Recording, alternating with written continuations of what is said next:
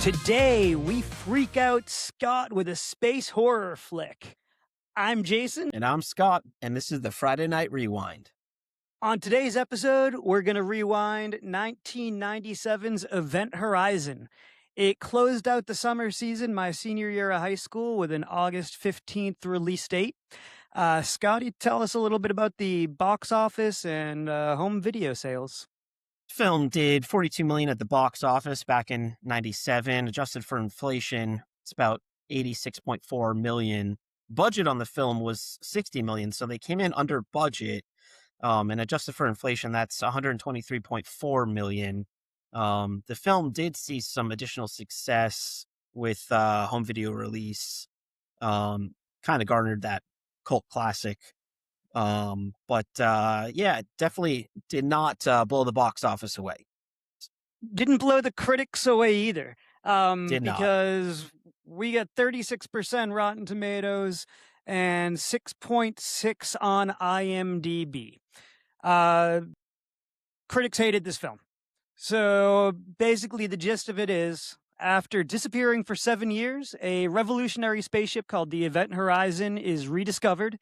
A team of scientists is sent to investigate, and they find the entire crew is dead, and that a terrifying, malevolent presence is lurking on board. The elevator pitch for this movie really is The Shining in space. Instead of a haunted hotel, you've got a haunted spaceship, but it scares the shit out of me, and I know Scotty has been having nightmares for a long time. Yeah. I mean, we'll get into it, but like the word terrifying in that sentence is not overemphasized enough, in my opinion. But right. Let's get into the director, writer, producer, cinematography, and score. All right. For director, we got Paul W.S. Anderson. Before this, he had done a film called Shopping in 1994, and then he famously did the Mortal Kombat movie in 1995. After this film came out, he did Soldier, which is a really great Kurt Russell film where he says almost nothing, and it's still pretty damn great. He did Resident Evil in 2002, Alien vs. Predator in 2004, Death Race, a remake, in 2008, and Three Musketeers in 2011. And one note on the Three Musketeers, Quentin Tarantino actually said that was one of his favorite movies for that particular year. So kudos to Paul W.S. on that one. Not Philip to be confused, Eisner. by the way, with Paul Thomas Anderson. I just wanted to jump in real quick. Very Paul different Thomas directors. Anderson and Paul W.S. Anderson are entirely different from each other. Absolutely. Wasn't 2011's Three Musketeers called The Musketeer? Or am I crazy? Was that something else? No, there was another, I think it was a French film, technically, that came out that was called The Musketeer. And I remember that one. I can't remember who did it. I can see the actor's face in my head, but this was a different one. This was with ensemble cast. One of the guys from Secession was on that. A bunch of other people were in it. Orlando Bloom was in it.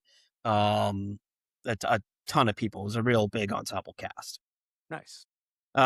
Philip Eisner was the writer on this. I really didn't find anything on him, and there's no source material for the film.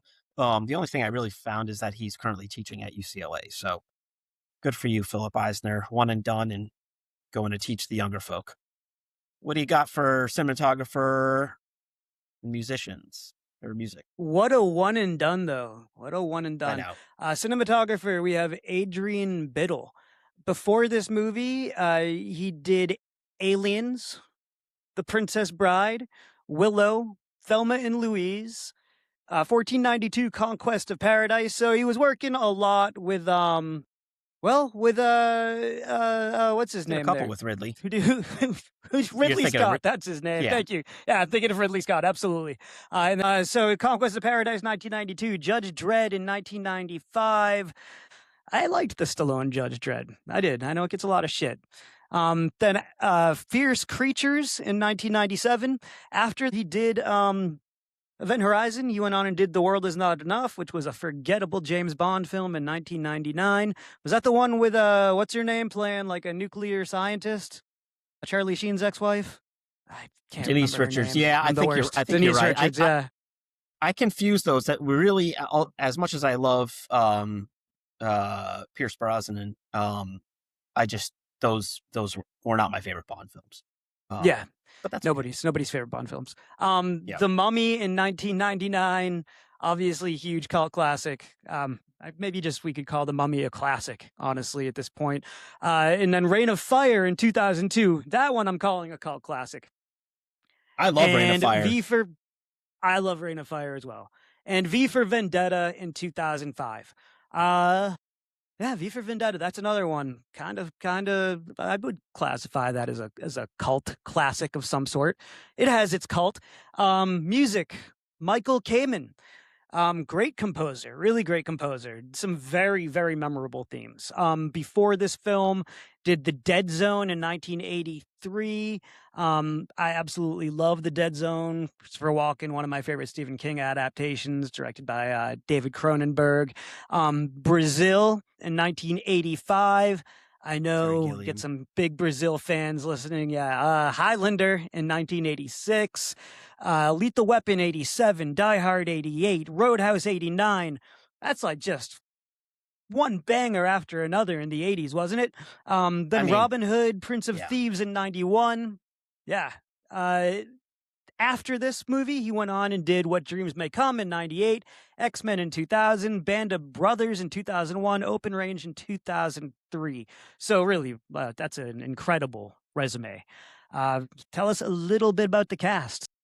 All right, so we got a lot of actors in this one, a lot of great actors, and some actors at the beginning of their careers. Let's start with Lawrence Fishburne.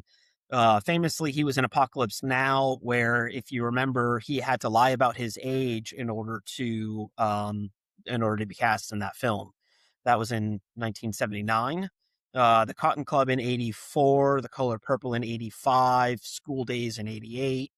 King of New York, 1990, brilliant film. Absolutely love King of New York, and he was incredible in that.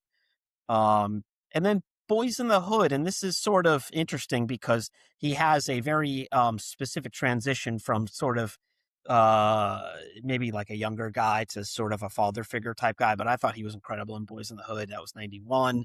Just Cause in 95.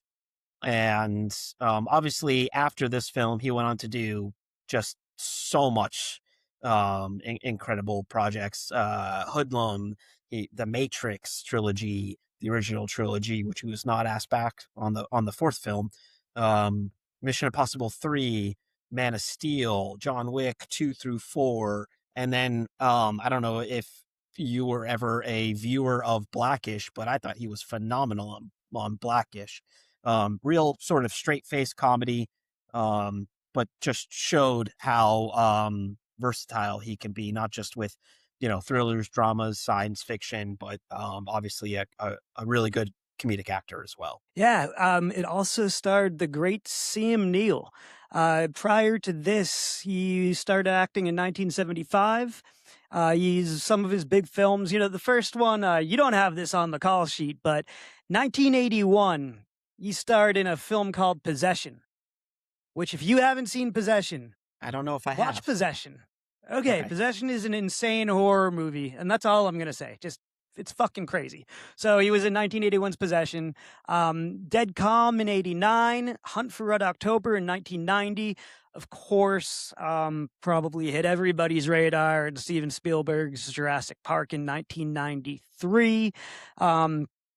So he was pretty well established at this point in his career. Who's next? Let's see. Let's go on to Kathleen Quinlan. Prior to this film, she did American Graffiti in 73, The Doors in 91, Apollo 13 in 95, and Breakdown in 97. Breakdown is on our list of films that we're going to review at some point. I think that Breakdown is such an underappreciated film with Kurt Russell and a lot of great actors. So we're going It's to have to get incredible. into that. It really is a great Had film. one of the greatest trailers ever. Like, the trailer for that movie was so good. I remember like seeing that trailer before every movie that came out, whatever year that was, and like just being like super pumped to see Breakdown, and then not being disappointed when I did see it. Yeah, it's a great film. I think it's better on a rewatch. So yeah, definitely check that out. And I think that she was having a pretty good little career of her own. She, after Event Horizon, she was in a civil action that was with John Travolta, and then she was on the show Prison Break. I loved Prison Break. I was a fan. I want to say the first 3 or 4 seasons, basically up until the point. Wow, I don't want to give it. It's a great show. Check Yeah, it out. up until it got insane. Yeah. Right. The first couple of seasons of that show were really good. And then it did a thing. I don't even remember what the thing was, but it did a thing and it wasn't so good anymore. I Yeah, know that. absolutely. Then we got Jolie Richardson. Prior to this, she was she was born into the Red Grave acting family, which I didn't know. I should read all these notes ahead of time. But yeah, she was born into the Red Grave acting family. She was in a film called Weatherby in 1985, King Ralph in 1991. That was with, I never saw King Ralph, but who was King Ralph? Was that John Goodman? That was John Goodman, and it's such a bizarre, fun movie. I really liked it. I think it's funny as hell, and just the idea that the entire line of the English royal family can get wiped out in an instant, and then they have to go Oh, it's and one of those. yeah, find some dude to manage the land. I don't know what kings do in England anymore, but I Yeah, imagine it's a lot of you know hand holding and patting the baby and whatever else right. they do. But Yeah. yeah, she's great. And then she also, the year before this movie, she was in the live action remake of 101 Dalmatians in 1996. Um, After this, she went on to star in The Patriot, Anonymous, The Girl with the Dragon Tattoo, Red Sparrow, and the Netflix series The Gentleman, which I have not Yeah, seen. another Is great that a good show. one? Have you seen the film? Yeah. Guy Ritchie, right? Yeah. Yeah, I did see it. I liked it. All right, cool.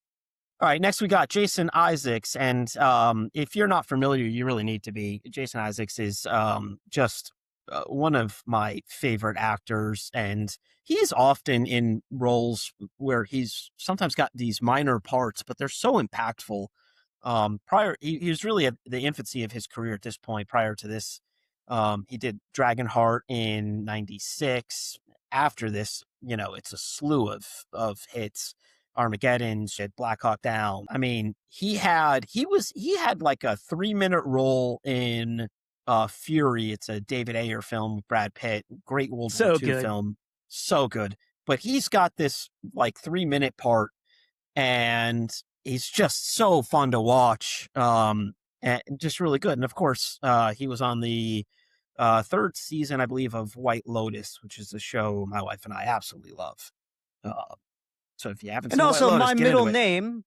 my middle name is Isaac. So as Jason Isaac, whenever my parents were mad at me when I was a small child, they would say Jason Isaac. So then, as I got older, I felt like a real kinship to the actor Jason Isaacs because we share that. So we're basically best friends, the actor Jason Yeah, Isaacs and I. you should call him, Yeah, see if he wants to do a guest appearance. I should. I bet he does. Yeah, I bet he does. So let's get into the background a little bit of this. Let's do it. Yeah. All right. So one of my favorite bits of movie trivia is that Paul W.S. Anderson, he was coming off of the surprise success of Mortal Kombat in 1995. Nobody really expected that movie to be what it was. Video games were not what they are today. Making a movie based on a video game. Super Mario Brothers was a huge bomb, so it's really surprised everybody that Mortal Kombat was such a big hit. So he was like the guy for a very brief moment. Paul W.S. Anderson was the guy. Every studio wanted him. He was offered the sequel to Mortal Kombat, which he turned down, and that sequel famously sucks. He was even in the mix for the X-Men. Instead, he was like, nope, I'm going to make this R-rated horror movie, and it's going to fuck people up for generations. The original pitch was basically kind of like I mentioned earlier, haunted house in space. I think I said the Shining in space, haunted house in space. Anderson just loved the concept. He thought that the original script, though, leaned a little too much into the alien territory. There were like monsters and tentacled creatures in the original one, so he reworked it into this more of like a cosmic evil, uh, unseen Yeah. terror as opposed to like straight up aliens coming at you. He cited Solaris as a major influence, especially the psychological horror and guilt induced hallucinations in that movie. The assembly cut ran around 130 minutes, almost 35 minutes longer than the finished film. Paramount got really cold feet. They wanted to avoid an NC-17 rating, so they had the violence toned down, the pacing tightened, because originally, like, I guess it had just got into some real shit. So the infamous hell sequence, also known as the blood orgy. There is a scene when this crew gets to this derelict spaceship and they find like a recording of what the original crew went through, and the cut that we see is like maybe 10 seconds long, and it's all super fast and everything, and it's like brutal. Like you get the idea that there's some sort of like insane sexual assault happening, and cannibalism and like eye gouging and things like that, but like I said, it's all happening like super quick, and it was all done with practical effects. The studio executives watched it and they were basically just like, absolutely fucking not. We're the studio that made Star Trek, we're not doing this. And it's The freaky. tragedy. It It's is. So freaky. even in this like little quick montage we get, it's really disturbing. But the tragedy is that years later, Event Horizon did become a big cult classic, and there was serious interest in restoring the original cut. I am one of those people that loved this movie and was like, I want to see the original cut. But when they went looking for it, the film it was a movie shot on film Actual back in the film. Yeah. film days. Yes, actual film. The film elements had been stored in a Transylvanian salt mine, and they had deteriorated God. beyond use. Mm. So literally, like, they're just gone. Like, there will never be this version of the film. There have been rumors that there's a VHS work print that still exists somewhere. But Paul W.S. Anderson has basically said that that doesn't exist, and that if they do a director's cut, I said do, that they would have to reconstruct it basically from scratch. So, one of horror's greatest lost cuts is probably gone forever. Ironically, though, Anderson does think that the rapid-fire editing of the hell sequence may have made it even scarier, because your imagination fills in details far worse than anything that the movie I would agree with that. could actually show. And yeah, I kind of agree with that as well. I'm always more freaked out by the things you don't see than the things that you do, which Yeah. is why I think a film like this like works, even though it pained me to watch it. Like it works. It does its job. I texted you and I said, what I say? I think I said, Yeah, I've you were like, watched, I've watched an hour of this. I've jumped 4 times and I fucking hate you. Yep. But he did. Look, the reality is that the film accomplished its goal, right? I was scared to death. I really was like frightened. I don't like things like this often, but yeah, it freaked me out. But anyway, keep going. There is a comic book sequel.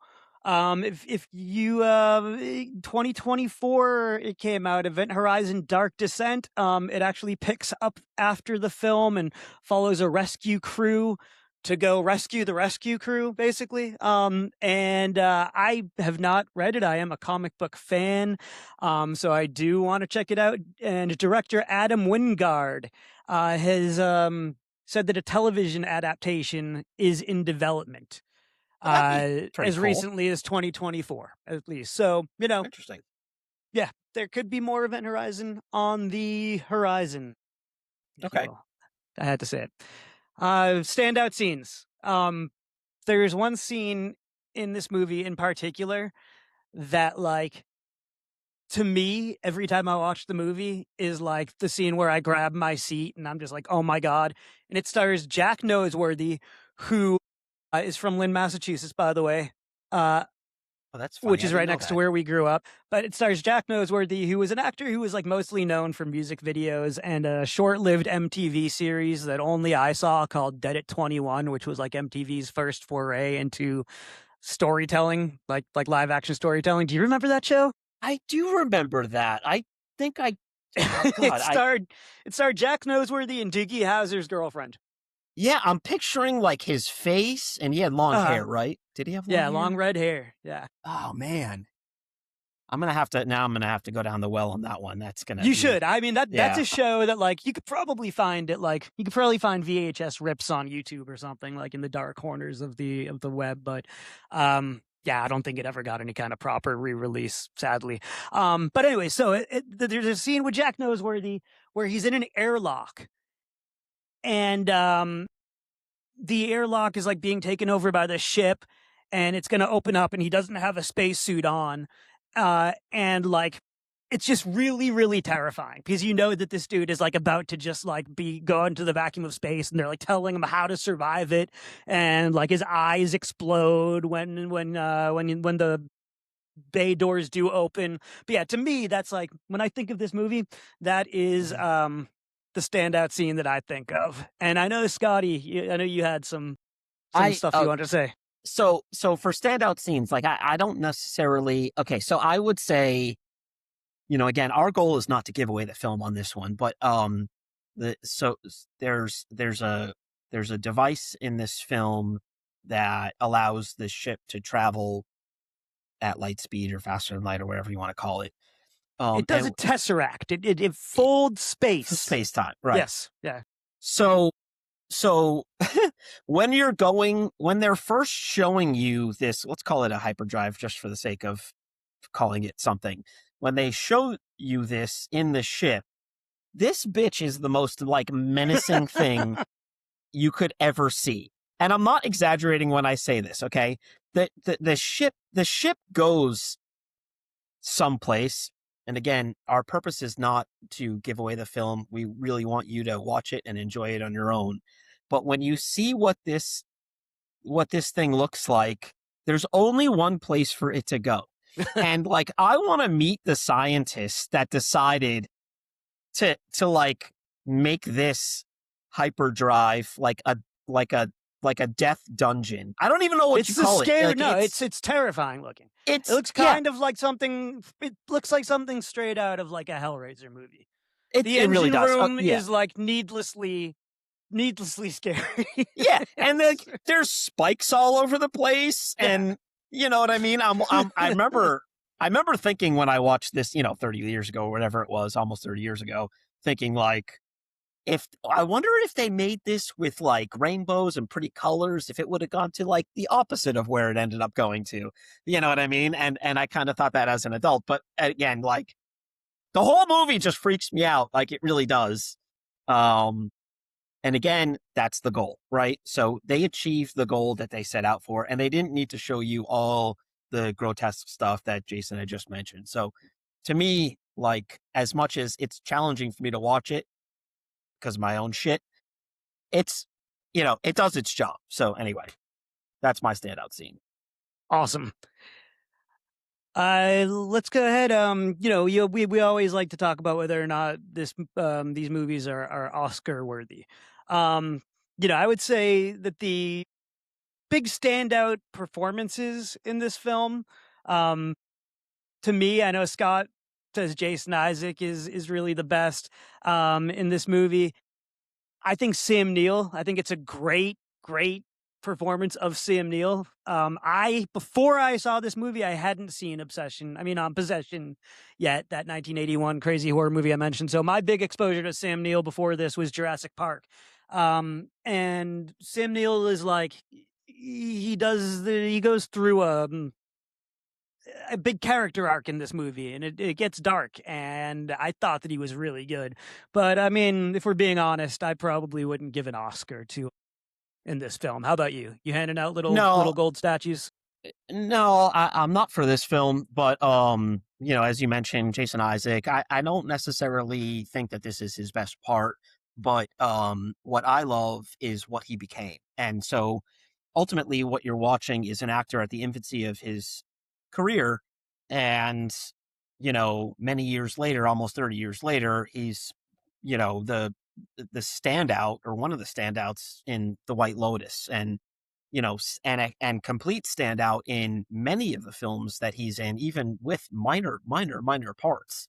Um, there's a he does a he did an interview on a British like talk show where he discusses how he gets his different accents and kind of what he does to study. And I think that he is one of the best actors out there when it comes to manipulating his accent. Obviously, he's British.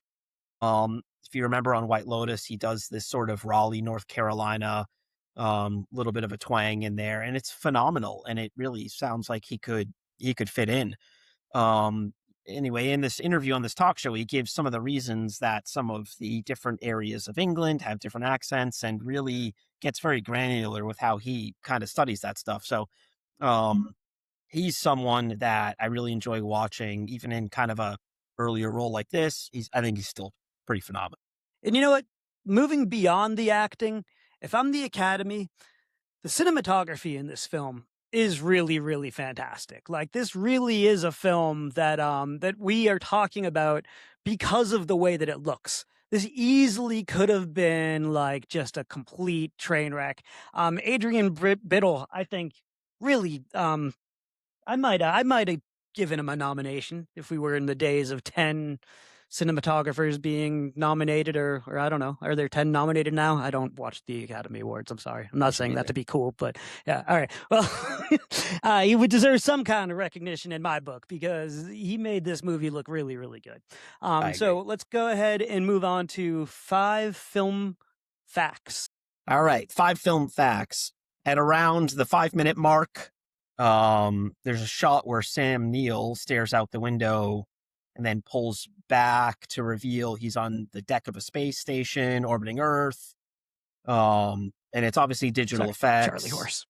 Um, he, this is '97, and digital effects are in their infancy at this time. That took 10 weeks to get that shot right. And it's about a 45 second clip, and it was about a third of the special effects budget for the film. So we've come a long way in the special effects world, but found that to be really, really interesting.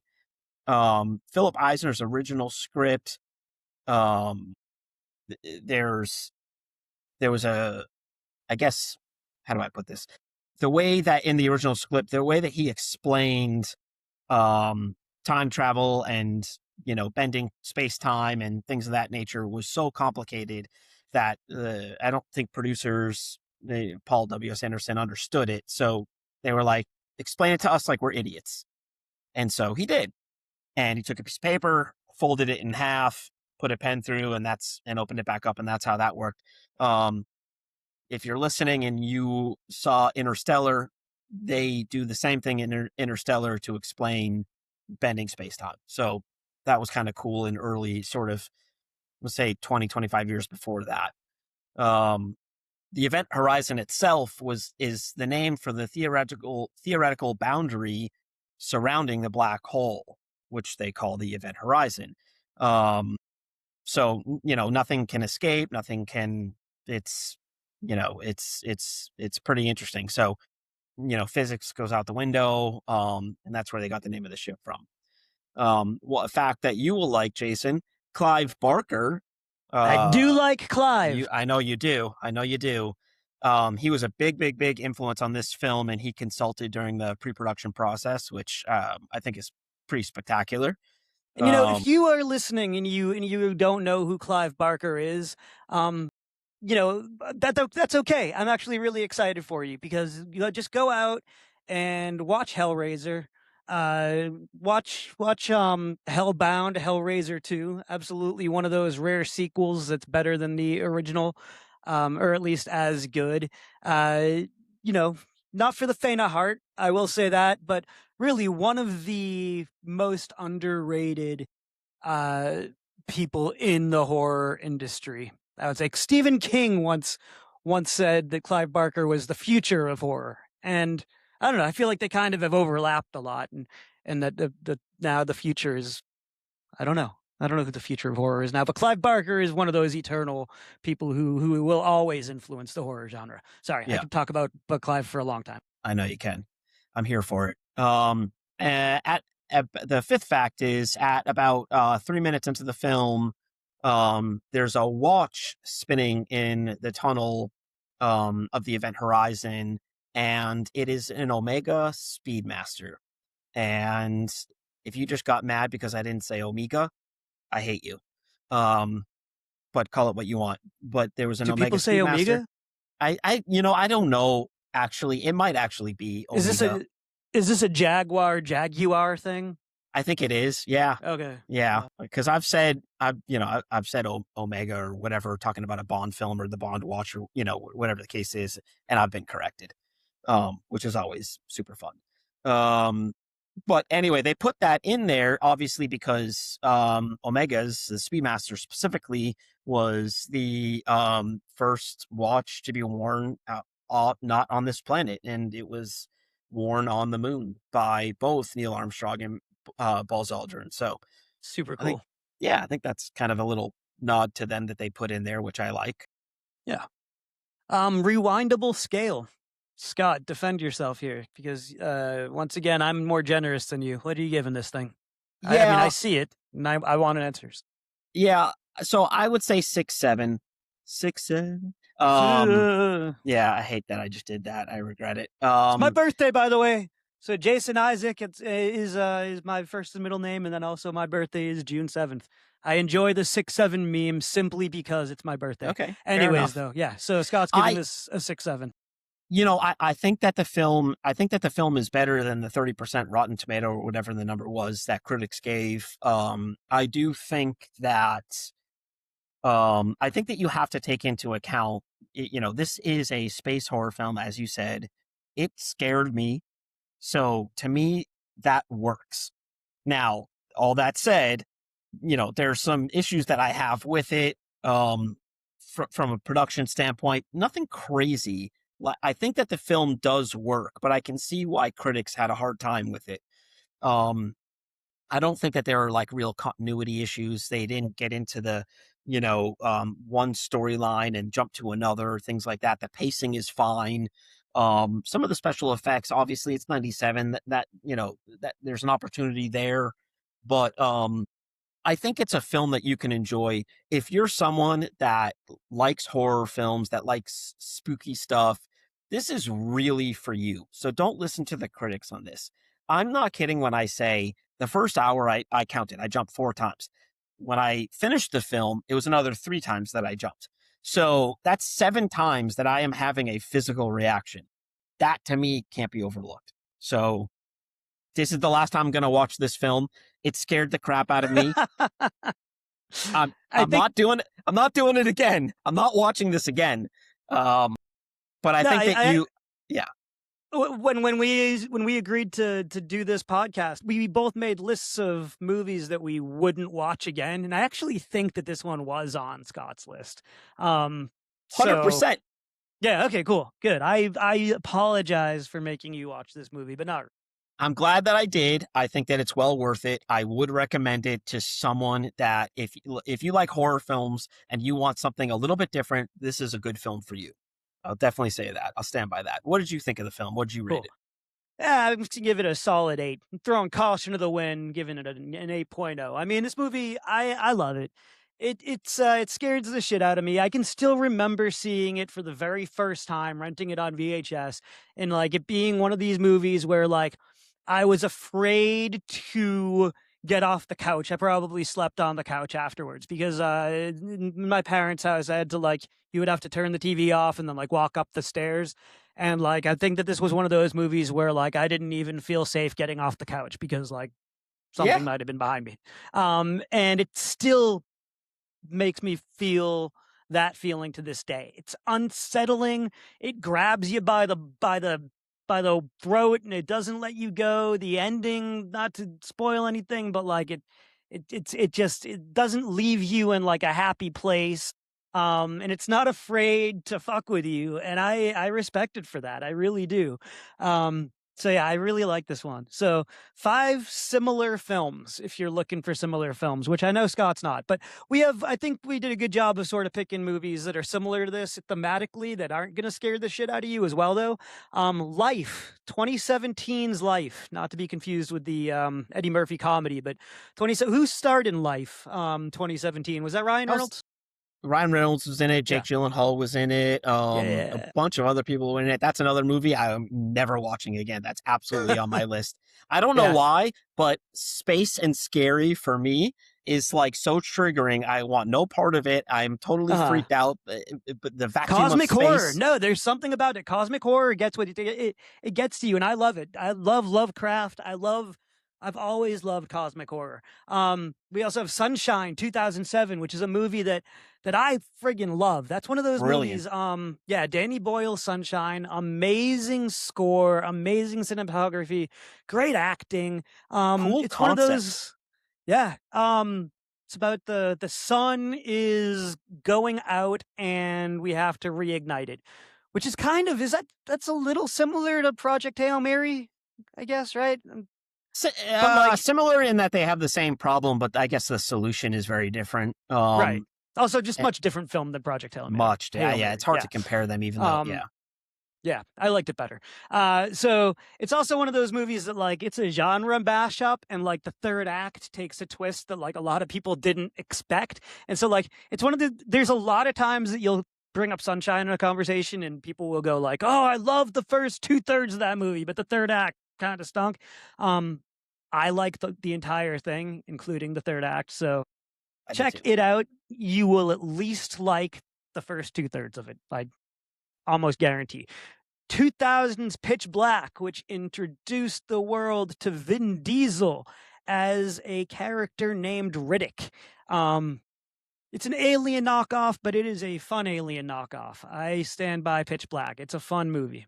Yeah, Um, I agree. I loved it. I love watching it. I love rewatching it. I don't think the sequels are very good. Kind of not necessary, but I think that it's Vin Diesel is not one of my favorite actors, but I think that this is one of the few pictures that he is really, really, really good in. I think So Vin is a talented man. I think that he just like found a niche and stayed in it, and like kind of is now the Vin Diesel that we know today.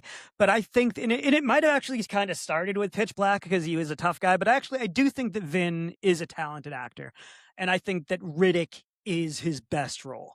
I don't love the sequels either, but I like the character enough to like sort of stick with him, and anything that comes out with that character I'll see. The next one I've never seen, 1998 Sphere. I know it's based on a Michael Crichton novel.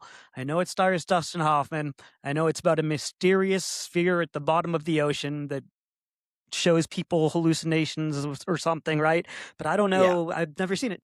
I added this one because of the similarities to Event Horizon, where the let's say the villain, but the antagonist, if you will, is sort of something that's like a construct.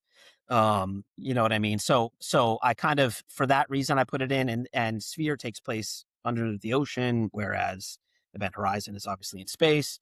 But I do think that there are a lot of similarities. I think that Sphere is a decent film.